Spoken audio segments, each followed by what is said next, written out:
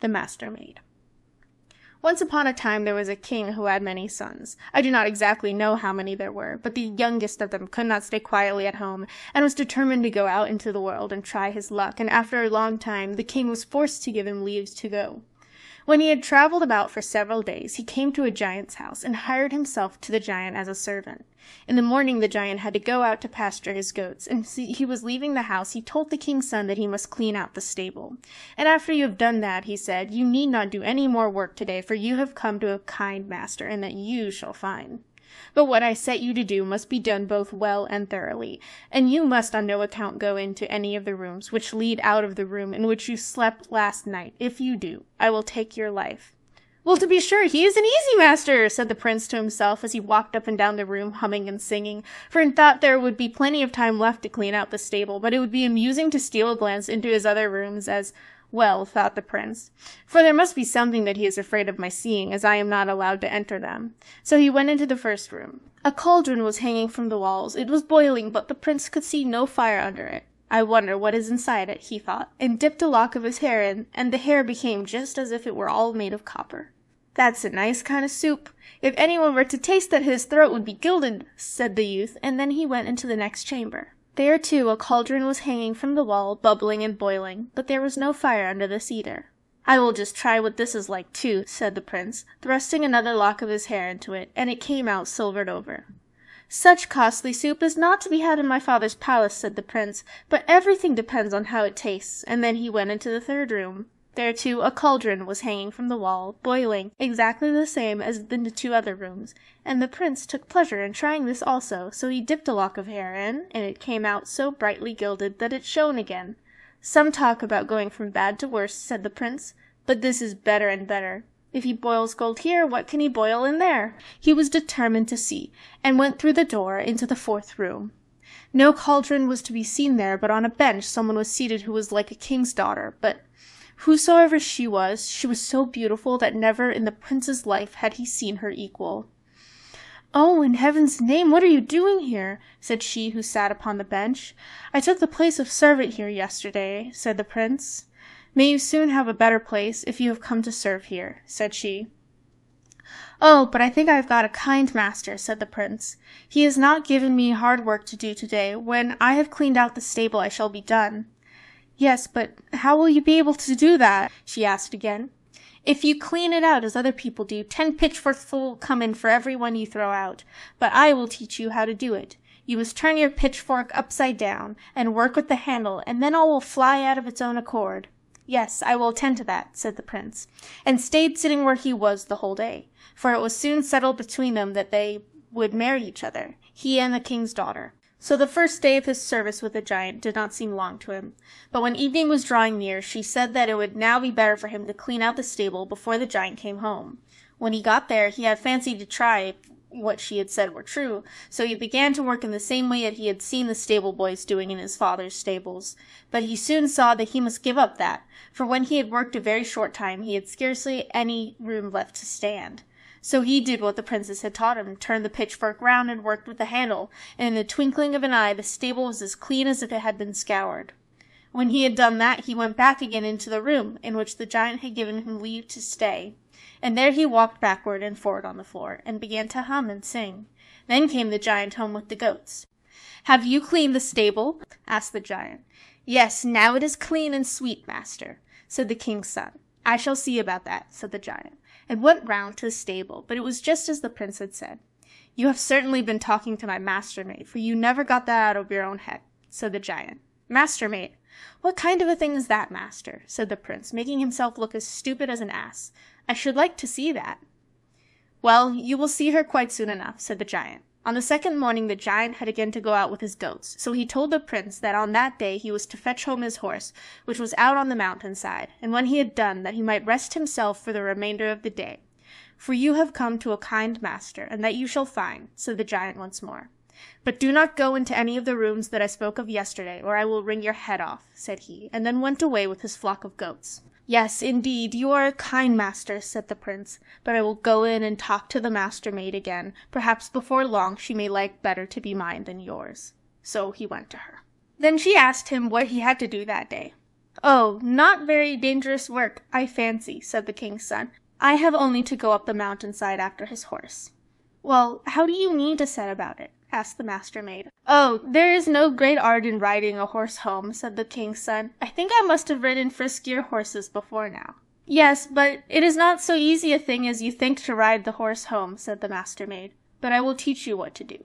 When you go near it, fire will burst out of its nostrils like flames from a pine torch. But be very careful, and take the bridle which is hanging by the door there, and fling the bit straight into his jaws, and then it will become so tame that you will be able to do what you like with it." He said he would bear this in mind, and then he again sat in there the whole day by the Master-maid, and they chatted and talked of one thing and another. But the first thing and the last now was, how happy and delightful it would be if they could but marry each other, and get safely away from the giant.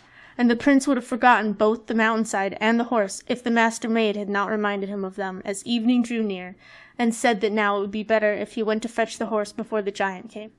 So he did this, and took the bridle which was hanging on a crook, and strode up the mountainside, and it was not long before he met with a horse, and fire and red flames streamed forth out of its nostrils. But the youth carefully watched his opportunity, and just as it was rushing at him with open jaws, he threw the bit straight into its mouth, and the horse stood as quiet as a young lamb, and there was no difficulty at all in getting it home to the stable. Then the prince went back into his room again, and began to hum and to sing. Toward evening the giant came home. "Have you fetched the horse back from the mountainside?" he asked. "That I have, master. It was an amusing horse to ride, but I rode him straight home, and put him in the stable too," said the prince. "I will see about that," said the giant, and went out to the stable, but the horse was standing there just as the prince had said. "You have certainly been talking with my Master-maid, for you never got that out of your own head," said the giant again. "Yesterday, master, you talked about this Master-maid, and today you are talking about her. Ah, heaven bless you, master! Why will you not show me the thing? For it would be a real pleasure to me to see it," said the prince, who again pretended to be silly and stupid. "Oh, you will see her quite soon enough," said the giant. On the morning of the third day the giant again had to go into the wood with the goats. "Today you must go underground and fetch my taxes," he said to the prince. "When you have done this, you may rest for the remainder of the day, for you shall see what an easy master you have come to." And then he went away. "Well, however easy a master you may be, you set me very hard work to do," thought the prince. "But I will see if I cannot find your Master-maid. You say she is yours, but for all that she may be able to tell me what to do now." And he went back to her. So, when the Master-maid asked him what the giant had set him to do that day, he told her that he was to go underground and get the taxes. "And how will you set about that?" said the Master-maid. "Oh, you must tell me how to do it," said the prince, "for I have never yet been underground, and even if I knew the way, I do not know how much I am to demand." "Oh, yes, I will soon tell you that. You must go to the rock there under the mountain ridge, and take the club that is there, and knock on the rocky wall," said the Master-maid. "Then someone will come out, who will sparkle with fire. You shall tell him your errand, and when he asks you how much you want to have, you are to say, 'As much as I can carry.'" "Yes, I will keep that in mind," said he, and then he sat there with the Master-maid the whole day, until night drew near. And he would gladly have stayed there till now if the Master-maid had not reminded him that it was time to be off to fetch the taxes before the giant came. So he set out on his way, and did exactly what the Master-maid had told him. He went to the rocky wall and took the club, and knocked on it. Then came one so full of sparks that they flew both out of his eyes and his nose. "What do you want?" said he. "I was to come here for the giant, and demand the tax for him," said the king's son. "How much are you to have, then?" said the other. "I ask for no more than I am able to carry with me," said the prince. "It is well for you that you have not asked for a horse-load," said he who had come out of the rock. "But now come in with me." This the prince did, and what a quantity of gold and silver he saw! It was lying inside the mountain like heaps of stones in a waste place, and he got a load that was as large as he was able to carry, and with that he went his way. So in the evening, when the giant came home with the goats, the prince went into the chamber and hummed and sang again, as he had done on the other 2 evenings. "Have you been for the tax?" said the giant. "Yes, that I have, master," said the prince. "Where have you put it, then?" said the giant again. "The bag of gold is standing there on the bench," said the prince. "I will see about that," said the giant, and went away to the bench, but the bag was standing there, and it was so full that gold and silver dropped out when the giant untied the string. "You have certainly been talking with my Master-maid," said the giant, "and if you have, I will wring your neck." "Master-maid," said the prince, Yesterday my master talked about this Master Maid, and today he is talking about her again, and the first day of all it was talk of the same kind. I do wish I could see the thing myself, said he. Yes, yes, wait till tomorrow, said the giant, and then I myself will take you to her. Ah, master, I thank you, but you are only mocking me, said the king's son. Next day the giant took him to the Master Maid. Now you shall kill him, and boil him in the great big cauldron you know of, and when you have got the broth ready, give me a call, said the giant. Then he lay down on the bench to sleep, and almost immediately began to snore so that it sounded like thunder among the hills. So the Master Maid took a knife, and cut the prince's little finger, and dropped 3 drops of blood upon a wooden stool. Then she took all the old rags and shoe soles and all the rubbish she could lay hands on, and put them in the cauldron. And then she filled a chest with gold dust, and a lump of salt, and a water flask which was hanging by the door, and she also took with her a golden apple, and 2 gold chickens. And then she and the prince went away with all the speed they could, and when they had gone a little way they came to the sea, and then they sailed, but where they got the ship from, I have never been able to learn. Now, when the giant had slept a good long time, he began to stretch himself on the bench on which he was lying. "Will it soon boil?" said he. "It is just beginning," said the first drop of blood on the stool. So the giant lay down to sleep again, and slept for a long, long time. Then he began to move about a little again. "Will it soon be ready now?" said he. But he did not look up this time, any more than he had done the first time, for he was still half asleep. "Half done," said the second drop of blood, and the giant believed it was the Master Maid again, and turned himself on the bench, and lay down to sleep once more. When he had slept again for many hours, he began to move and stretch himself. "Is it not done yet?" said he. "It is quite ready," said the third drop of blood. Then the giant began to sit up and rub his eyes, but he could not see who it was who had spoken to him, so he asked for the Master Maid, and called her. But there was no one to give him an answer. "Ah, well, she has just stolen out for a little," thought the giant, and he took a spoon and went off to the cauldron to have a taste. But there was nothing in it but shoe soles and rags, and such trumpery as that, and all was boiled up together, so that he could not tell whether it was porridge or milk pottage. When he saw this, he understood what had happened, and fell into such a rage that he hardly knew what he was doing. Away he went after the prince and the Master Maid so fast that the wind whistled behind him, and it was not long before he came to the water, but he could not get over it. "Well, well, I will soon find a cure for that. I have only to call my river sucker," said the giant, and he did call him. So his river sucker came and lay down and drank 1, 2, 3 draughts, and with that the water in the sea fell so low that the giant saw the Master Maid and the prince out on the sea in their ship. "Now you must throw out the lump of salt," said the Master Maid, and the prince did so, and it grew up into such a great high mountain right across the sea that the giant could not come over it, and the river sucker could not drink any more water. "Well, well, I will soon find a cure for that," said the giant. So he called to his hill borer to come and bore through the mountain so that the river sucker might be able to drink up the water again. But just as the hole was made and the river sucker was beginning to drink, the Master Maid told the prince to throw 1 or 2 drops out of the flask, and when he did this the sea instantly became full of water again, and before the river sucker could take 1 drink they reached the land and were in safety. So they determined to go home to the prince's father, but the prince would on no account permit the Master Maid to walk there, for he thought that it was unbecoming either for her or for him to go on foot. "Wait here the least little bit of time, while I go home for the 7 horses which stand in my father's stable," said he. "It is not far off, and I shall not be long away, but I will not let my betrothed bride go on foot to the palace." "Oh, no, do not go, for if you go home to the king's palace you will forget me, I foresee that." "How could I forget you? We have suffered so good much evil together, and love each other so much," said the prince, and he insisted on going home for the coach with the 7 horses, and she was to wait for him there by the sea shore. So at last the Master Maid had to yield, for he was so absolutely determined to do it.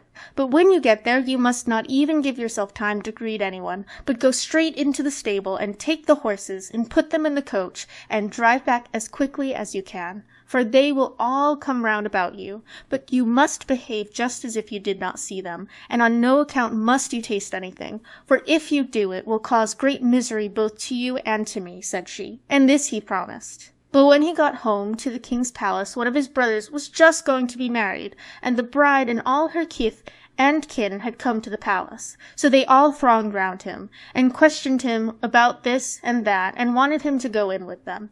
But he behaved as if he did not see them, and went straight to the stable, and got out the horses, and began to harness them. When they saw that they could not by any means prevail on him to go in with them, they came out to him with meat and drink, and the best of everything that they had prepared for the wedding. But the prince refused to touch anything, and would do nothing but put the horses in as quickly as he could. At last, however, the bride's sister rolled an apple across the yard to him, and said, "As you won't eat anything else, you may like to take a bite of that, for you must be both hungry and thirsty after your long journey." And he took up the apple and bit a piece out of it. But no sooner had he got the piece of apple in his mouth than he forgot the Master Maid, and that he was to go back in the coach to fetch her. "I think I must be mad. What do I want with this coach and horses?" said he. And then he put the horses back into the stable and went into the king's palace. And there it was settled that he should marry the bride's sister, who had rolled the apple to him. The Master Maid sat by the seashore for a long, long time, waiting for the prince, but no prince came. So she went away, and when she had walked a short distance, she came to a little hut, which stood all alone in a small wood, hard by the king's palace. She entered it, and asked if she might be allowed to stay there. The hut belonged to an old crone, who was also an ill-tempered and malicious troll. At first she would not let the Master Maid remain with her, but at last, after a long time, by means of good words and good payment, she obtained leave. But the hut was as dirty and black inside as a pigsty, so the Master Maid said that she would smarten it up a little, that it might look a little more like what other people's houses looked inside. The old crone did not like this either. She scowled and was very cross, but the Master Maid did not trouble herself about that. She took out her chest of gold, and flung a handful of it or so into the fire, and the gold boiled up and poured out over the whole of the hut, until every part of it, both inside and out, was gilded. But when the gold began to bubble up, the old hag grew so terrified that she fled as if the evil one himself were pursuing her, and she did not remember to stoop down as she went through the doorway, and so she split her head and died. Next morning the sheriff came travelling by there. He was greatly astonished when he saw the gold hut shining and glittering there in the copse, and he was still more astonished when he went in and caught sight of the beautiful young maiden who was sitting there. He fell in love with her at once, and straightway on the spot he begged her, both prettily and kindly, to marry him. "Well, but have you a great deal of money?" said the Master Maid. "Oh, yes. So far as that is concerned, I am not ill off," said the sheriff. So now he had to go home to get the money, and in the evening he came back, bringing with him a bag with 2 bushels in it, which he set down on the bench. Well, as he had such a fine lot of money, the Master Maid said she would have him, so they sat down to talk. But scarcely had they sat down together before the Master Maid wanted to jump up again. "I have forgotten to see to the fire," she said. "Why should you jump up to do that?" said the sheriff. "I will do that." So he jumped up, and went to the chimney in one bound. "Just tell me when you have got hold of the shovel," said the Master Maid. "Well, have hold of it now," said the sheriff. "Then you may hold the shovel, and the shovel you, and pour red-hot coals over you till day dawn," said the Master Maid. So the sheriff had to stand there the whole night and pour red-hot coals over himself, and no matter how much he cried and begged and entreated, the red-hot coals did not grow the colder for that. When the day began to dawn, and he had power to throw down the shovel, he did not stay long where he was, but ran away as fast as he possibly could, and everyone who met him stared and looked after him, for he was flying as if he were mad, and he could not have looked worse if he had been both flayed and tanned, and everyone wondered where he had been, but for very shame he would tell nothing. The next day the attorney came riding by the place where the Master Maid dwelt. He saw how brightly the hut shone and gleamed through the wood, and he too went into it to see who lived there, and when he entered and saw the beautiful young maiden, he fell even more in love with her than the sheriff had done, and began to woo her at once. So the Master Maid asked him, as she had asked the sheriff, if he had a great deal of money, and the attorney said he was not ill off for that, and would at once go home to get it. And at night he came with a great big sack of money, this time it was a 4-bushel sack, and set it on the bench by the Master Maid. So she promised to have him, and he sat down on the bench by her to arrange about it, but suddenly she said that she had forgotten to lock the door of the porch that night, and must do it. "Why should you do that?" said the attorney. "Sit still, I will do it." So he was on his feet in a moment and out in the porch. "Tell me when you have got hold of the door latch," said the Master Maid. "I have hold of it now," cried the attorney. "Then you may hold the door, and the door you, and may you go between wall and wall till day dawns." What a dance the attorney had that night! He had never had such a waltz before, and he never wished to have such a dance again. Sometimes he was in front of the door, and sometimes the door was in front of him, and it went from one side of the porch to the other, till the attorney was well nigh beaten to death.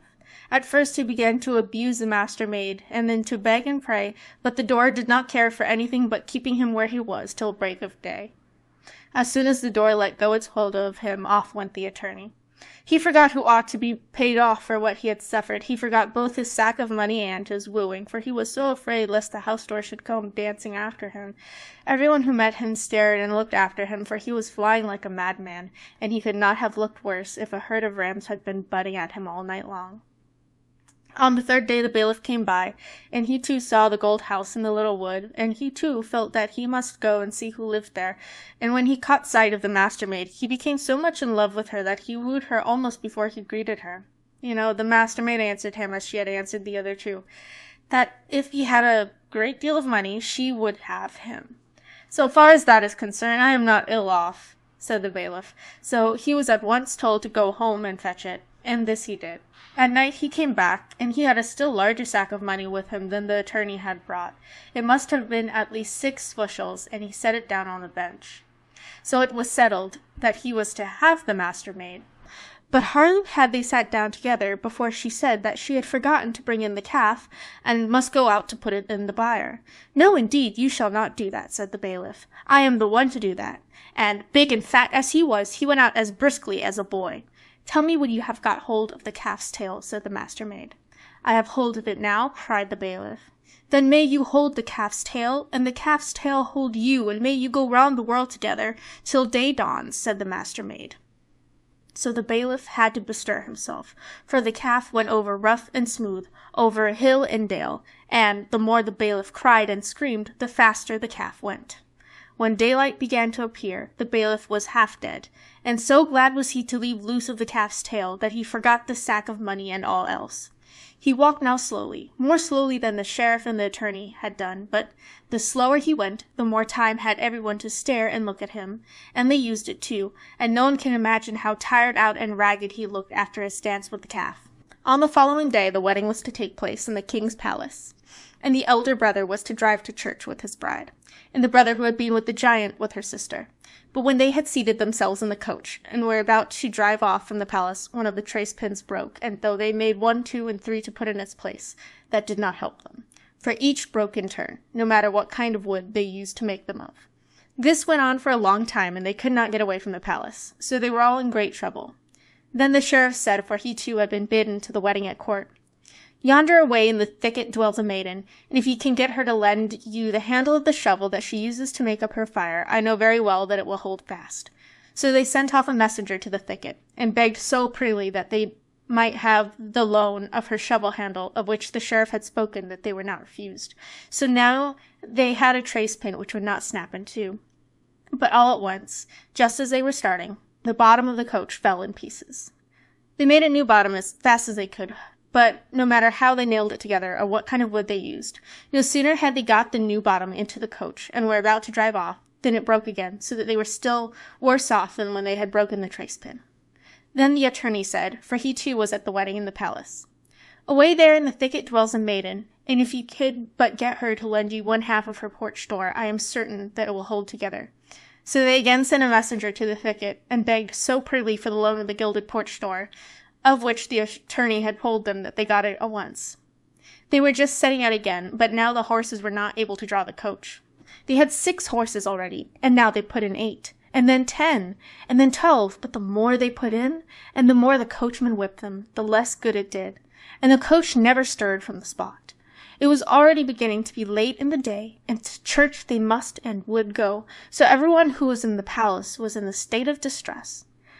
Then the bailiff spoke up and said, "Out there in the gilded cottage in the thicket dwells a girl, and if you could but get her to lend you her calf, I know it could draw the coach, even if it were as heavy as a mountain."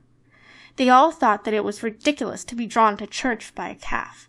But there was nothing else for it but to send a messenger once more and beg as prettily as they could, on behalf of the king, that she would let them have the loan of the calf that the bailiff had told them about. The Master Maid let them have it immediately. This time also she would not say no.